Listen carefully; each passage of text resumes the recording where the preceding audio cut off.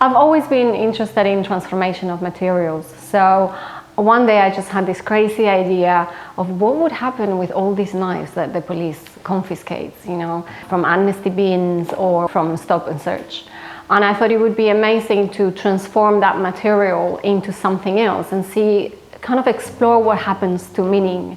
It's been quite a few years I've been working with this. It was back in 2013 that I got the knives from the police. So it's been ever since that I've been exploring, finding ways of transforming that material and making new artworks with that metal.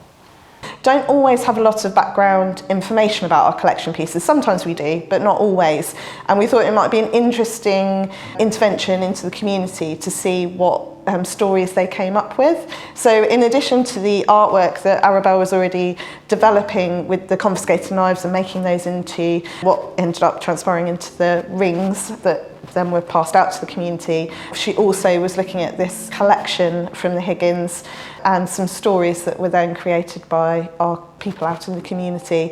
And it's been really fantastic because it's been such a diverse range of people that have got involved, sort of all ages, lots of different backgrounds, and also the diversity of the different types of knives that Arabelle chose, whether that was pen knives, whether that was sort of surgeon's knives, thatcher's knives, sort of different tools for different trades. And then the stories that people have written around those have just been absolutely fantastic. BCA have been working with Arabelle for a number of years. Originally she was one of our studio artists.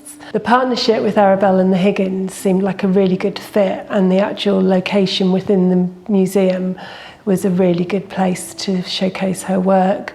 And we're really amazed at the breadth and the depth of the work, with the referencing to knife crime, the future of knives, how we use them as trade, and some of the stories are really heart-rendering, and then the community engagement about the stories of the knives is really interesting, and it's a brilliant publication. Or the knife that I chose just happened to be a surgeon's knife who lived in Sharnbrook, and I'm quite local to Bedfordshire. So there again I was very interested to know more about him and the knife itself. Then I learned that he was based in Sharnbrook, worked in Bedford, and he was an Irishman, and he got all his products from Ireland. So I did further research, and I learned that even till today, a lot of the medical products do come from Ireland. What we see here, the work that shows 275 rings, they represent the crimes, people that died because of knife crime in 2020. So it's just self-explanatory. There are 3 sizes of rings: large for male, medium for female, and then small for kids. So it is right in front of you what it is, and they all have also a little engraving inside, remembering that person that passed away.